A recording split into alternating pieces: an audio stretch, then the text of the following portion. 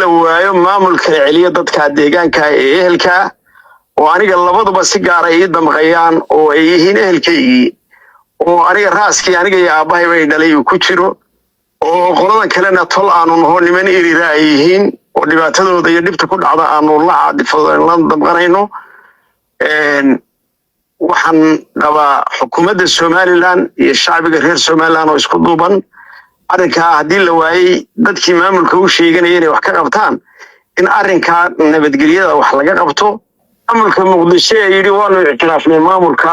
yaa ka hadin labada maamul midna ilaa hadda may tacsiidin labadii dadkii dhibaatada ku dhacday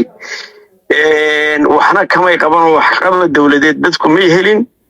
marka waxa weeyaan horta labada maamul ayaa dhaliisha uu xoogan saarayna daawadayaal waxaa khadka telefoonka si toos ah ugu jira boqor Cismaan aw Maxamuud Buurmadow oo kamid ah madax dhaqameedka reer Somaliland oo ku sugan cariga dalkaasi UK boqor Cismaan aw Maxamuud Buurmadow soo dhawow maanta shaqaaqa ayaa ka dhacday deegaanka Adhacadey ee gobolka Sool laba beelo walaalaaba halka dirir ku dhaxmartay dhimasho iyo dhaawac baa ka dhashay bal xaaladda deegaankaasi ka waran geeri naxdin ayaa ka dhacday oo aad iyo aad culeyskeeda u leh wax way dhacaan laakiin waa la xalilaa waxaan runtii arrinka ku ceebaysan maamulka halkaa la baxay waqooyi bari innaguna aynu u naqaano Sool bari ayaa runtii wixii halkaa ku yimi ku ceebaysan wax ka qabad la'aanta ku ceebaysan maamulka Muqdisho ee yiri waanu ictiraafnay maamulka yaa ka hadin labada maamul midna ilaa hadda may tacsiidin labadii dadkii dhibaatada ku dhacday waxna kamay qaban wax qabad dawladeed dadku may helin marka waxa weeyaan horta labada maamul ayaa dhaliisha uu xoogan saarayna waxaan saaraynaa beelaha kale ee labada beelood isku dhacay la deegaanka iyaguna sidii la rabay waxna uga qaban ugana hadlin madax dhaqameedkoodiina marka laga reebo Garaad Ismaaciil aan arkayay uu ka hadlay anila hadda taasi ka dirin intaba aad iyo aad baan u dhaliilaynaa meesha tan muddo badan baa beelu isku dhici jireen meesha Adhacadey gaar ahaan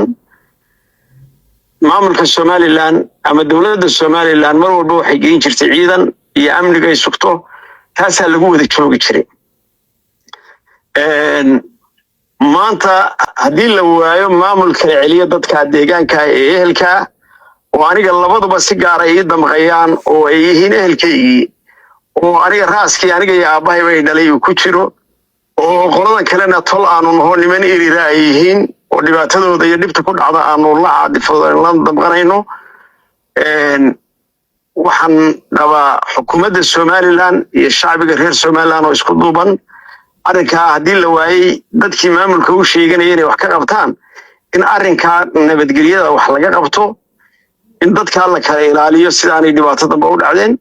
in laga shaqeeyo heshiisiintooda iyo walaalnimadooda in laga shaqeeyo